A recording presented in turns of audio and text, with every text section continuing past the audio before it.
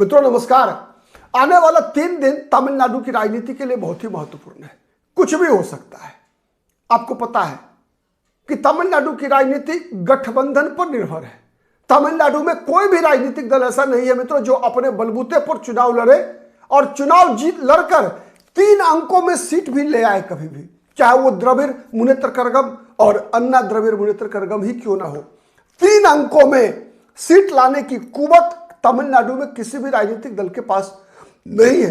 234 सदस्यीय विधानसभा में जिस किसी भी पार्टी की सरकार बनेगी, उस पार्टी की सरकार बनेगी गठबंधन के सहयोग से ही। भले ही सरकार बनने के बाद ये दोनों द्रविड़ पार्टियां, चाहे वो डीएमके हो चाहे अन्ना एआईएडीएमके हो, अपने गठबंधन के सहयोगियों को सरकार में शामिल भले ही नहीं करती हो, लेकिन चुनाव जीतने के लिए दोनों को, द्रविड़ मुनेत्र कड़गम को और अन्ना द्रविड़ मुनेत्र कड़गम को गठबंधन की जरूरत है। और मित्रों आज हम बात करेंगे इस वीडियो में कांग्रेस पार्टी वाला गठबंधन, एमके स्टालिन का गठबंधन, सत्तारूढ़ गठबंधन का, कि इस गठबंधन में जो गांठ है वो गांठ किस प्रकार से ढीला पड़ता जा रहा है। और ये 3 दिन मित्रों, ये 3 दिन तमिलनाडु की राजनीति की दशा और दिशा बदल सकता है, बना सकता है। और डीएमके और एआईएडीएमके किसकी दशा और दिशा बिगाड़ेगा, उसका संकेत आने वाले 3 दिन के अंदर में मिल रहा है। मित्रों आप देख रहे हैं पॉलिटिकल आइडिया और मैं हूं प्रदीप कुमार। मित्रों लगातार अब कह सकते हैं आपकी अगले हफ्ते किसी भी दिन चुनाव आयोग कार्यक्रम की घोषणा कर सकता है। और इसी के मद्देनजर जितने भी राजनीतिक दल हैं दोनों खेमे में, चाहे वो एआईएडीएमके का खेमा हो जिसमें बीजेपी है या फिर डीएमके का खेमा हो जिसमें कांग्रेस पार्टी है, सीट शेयरिंग सबसे बड़ा चुनौतीपूर्ण काम बन चुका है। आज हम बात कर रहे हैं चूंकि इंडिया अलायंस का, कांग्रेस पार्टी का और द्रविड़ मुनेत्र कड़गम के बीच जो चल रहा है सीट शेयरिंग का विवाद, उस पर हम बातचीत करेंगे। मित्रों रविवार को कांग्रेस पार्टी की जो कमिटी है, जो seat sharing committee Congress party ने बनाया हुआ है, कांग्रेस पार्टी के जो एआईसीसी के इंचार्ज हैं तमिलनाडु के गिरीश चोडनकर, उनके नेतृत्व में जो कमिटी है, उस कमिटी की बातचीत हुई डीएमके की सीट शेयरिंग कमिटी के साथ, डीएमके के वरिष्ठ नेताओं के साथ। डीएमके के वरिष्ठ नेताओं की बातचीत अपने जितने भी गठबंधन के सहयोगी हैं सबके साथ चल रहा है, कांग्रेस पार्टी के साथ भी चल रहा है। तो इस बातचीत में जब कांग्रेस पार्टी ने लगातार जिस प्रकार का दबाव बनाया हुआ है, उसके अनुसार कांग्रेस ने मांग की कि कम से कम, शुरुआत में कांग्रेस की डिमांड 47 सीटों की थी मित्रों, लेकिन कांग्रेस ने कहा कि कम से कम 35 सीटें। पिछली बार आपको बताऊं, पिछली बार कांग्रेस 25 सीट लड़ी थी, इस बार 25 में 18 जीती हुई है कांग्रेस। इस बार कांग्रेस ने कहा कि कांग्रेस पार्टी को 2006 विधानसभा चुनाव के फॉर्मूले के अनुसार सीटें मिलनी चाहिए, लेकिन 2006 नहीं तो अंत में बाद में कांग्रेस पार्टी ने फिर उससे नीचे आई, कहा कि हर जिले से, हर लोकसभा सीट से एक विधानसभा सीट, मतलब 39 लोकसभा सीट है तमिलनाडु में, तो 39 पर कांग्रेस पार्टी आई। फिर उसके बाद 35 सीट पे कांग्रेस अड़ गई है। एक तरफ कांग्रेस पार्टी के सीट शेयरिंग कमिटी के जो हेड हैं, जो हेड कर रहे हैं गिरीश चोडनकर, उन्होंने कहा कि द्रविड़ मुनेत्र कड़गम डीएमके को, कांग्रेस को कम से कम 35 विधानसभा सीट और 2 राज्यसभा सीट चुनाव लड़ने के लिए देना पड़ेगा। अदरवाइज जब तक ये डीएमके नहीं देगी तब तक कांग्रेस पार्टी जो है बातचीत में आगे शामिल नहीं होगी। और यही वो कारण था मित्रों जब डीएमके भी अड़ गई है। अब डीएमके ने भी कांग्रेस पार्टी को अल्टीमेटम दे दिया कि 48 घंटे के अंदर, चूंकि मित्रों राज्यसभा चुनाव के लिए जिन 37 राज्यसभा सीट पर चुनाव होना है, जिसमें 6 राज्यसभा की सीट तमिलनाडु से है, 6, जिन 6 में से 4 सीटों पर द्रविड़ मुनेत्र कड़गम के पास वोट संख्या है अपने सहयोगियों के साथ, मतलब इंडिया अलायंस के 4 उम्मीदवार राज्यसभा में जीत सकते हैं।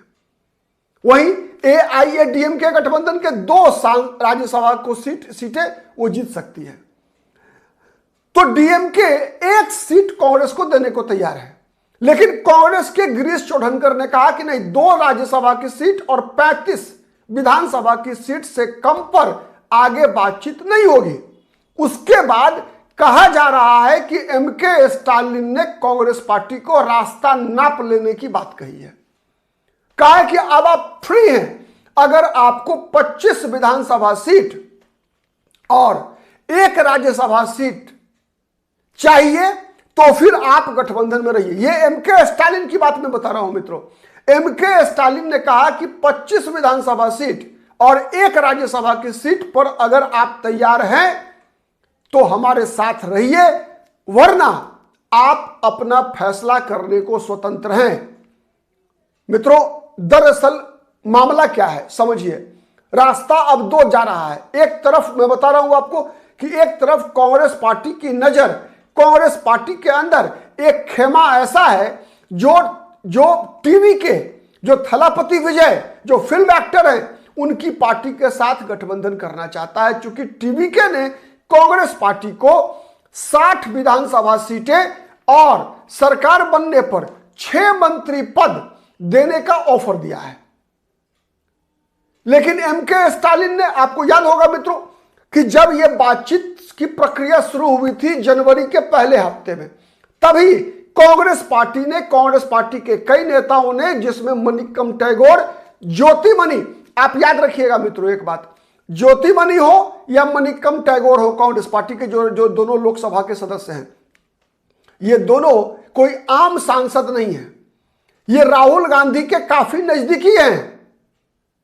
अगर मनिक्कम टैगोर और ज्योतिमणि अगर कुछ बोल रहे हैं तो आप ये मानकर चलिए कि उनके भाषण में, उनके वक्तव्य में कहीं ना कहीं राहुल गांधी का इशारा है। बगैर राहुल गांधी के इशारे के ऐसा बयान मनिक्कम टैगोर और ज्योतिमणि जैसे नेता नहीं दे सकते। अभी आपने देखा होगा मित्रों, लोकसभा में जब ओम बिरला का मामला, जब राहुल गांधी के साथ विवाद हुआ स्पीकर का, उस समय में राहुल गांधी के पीछे स्पीकर के चैम्बर में जाकर जो चेहरा आपने देखा होगा कि ओम बिरला के सामने उंगली दिखा रही महिला थी, वही है ज्योतिमणि। आप अनुमान लगा सकते हैं कि ज्योतिमणि और मनिक्कम टैगोर के बयान को आपकी संदर्भ में देखिए। मांग क्या था? मांग था कि कांग्रेस पार्टी को सत्ता में हिस्सेदारी चाहिए, लेकिन एमके स्टालिन ने इससे भी इनकार कर दिया। एमके स्टालिन ने 25 सीट से आगे बढ़ने से इनकार कर दिया। एमके स्टालिन ने 1 राज्यसभा सीट से अधिक देने से इनकार कर दिया। वहीं गिरीश चोडनकर ने कहा कि 35 विधानसभा 2 राज्यसभा के बगैर हम गठबंधन की जो सीट शेयरिंग का मामला है वो आगे नहीं बढ़ेगा। अब उसके बाद देखिए आज क्या हुआ। मतलब हुआ क्या कि उसके बाद कांग्रेस आला कमान ने, राहुल गांधी ने पी चिदंबरम को भेजा एमके स्टालिन से मुलाकात करने के लिए, एमके स्टालिन से बातचीत करने के लिए। कहा जा रहा है कि एमके स्टालिन ने कांग्रेस पार्टी को 1 राज्यसभा और 28 विधानसभा की सीटें देने का आश्वासन पी चिदंबरम को दिया है। पी चिदंबरम के मनाने पर, आप कह सकते हैं तमिलनाडु में सबसे बड़ा नेता अगर केंद्रीय स्तर पर कोई है वर्तमान में तो पी चिदंबरम। कांग्रेस की तरफ से बीजेपी से देखेंगे निर्मला सीतारमण, दोनों वित्त मंत्री, वित्त और वाणिज्य इन दोनों का रहा है फेवरेट मंत्रालय रहा है। कांग्रेस के जमाने में वित्त मंत्री पी चिदंबरम हुआ करते थे, बीजेपी के जमाने में निर्मला सीतारमण है। तमिलनाडु को यह गौरव प्राप्त है। तो एमके स्टालिन से पी चिदंबरम की मुलाकात के बाद कहा जा रहा है कि कांग्रेस पार्टी को 28 विधानसभा सीट देने पर हामी भर दिया है एमके स्टालिन ने। अगर कांग्रेस इस शर्त पर कि कांग्रेस पार्टी 28 विधानसभा और 1 राज्यसभा पर चुनाव लड़ना चाहती है तो डीएमके के साथ आए, अन्यथा कांग्रेस अपना रास्ता नाप ले। यह बात डीएमके के एमके स्टालिन ने, कहा जा रहा है कि पी चिदंबरम को भी स्पष्ट रूप से बता दिया है। अब अंतिम फैसला लेना है राहुल गांधी को। और ये सब चीजें मित्रों, ये सब कुछ क्लियर हो जाएगा कल ही क्लियर हो जाएगा मित्रों, क्योंकि कल राज्यसभा के लिए नामांकन का अंतिम दिन है। कल ही साबित हो जाएगा कि कांग्रेस का गठबंधन डीएमके के साथ बचेगा। यह तब साबित हो जाएगा जब कांग्रेस पार्टी के उम्मीदवार राज्यसभा के लिए नामांकन करेंगे। अगर डीएमके खेमे से नामांकन होता है राज्यसभा के लिए तो आप मान लीजिए कि कांग्रेस पार्टी ने डीएमके के समक्ष, डीएमके के साथ कांग्रेस का समझौता हो गया। अदरवाइज आप ये अनुमान लगा सकते हैं कि कांग्रेस ने शायद तय कर लिया है टीवीजे के साथ गठबंधन करने को। बने रहिए पॉलिटिकल आइडिया के साथ, फिर मुलाकात होगी किसी अन्य मुद्दे पर। तब तक के लिए नमस्कार। और मित्रों, हमारा वीडियो यदि पसंद आता है तो प्लीज लाइक कीजिए, शेयर कीजिए, जिससे कि अधिक से अधिक लोगों तक हमारी बातें पहुंच सके। और कमेंट बॉक्स में हाइप का ऑप्शन मिलता है मित्रों, आप हाइप भी कर दीजिए, ज्यादा बेहतर होगा। साथ ही अब तक यदि पॉलिटिकल आइडिया को सब्सक्राइब नहीं किया है तो प्लीज सब्सक्राइब इट। आज के लिए इतना ही, बहुत बहुत धन्यवाद।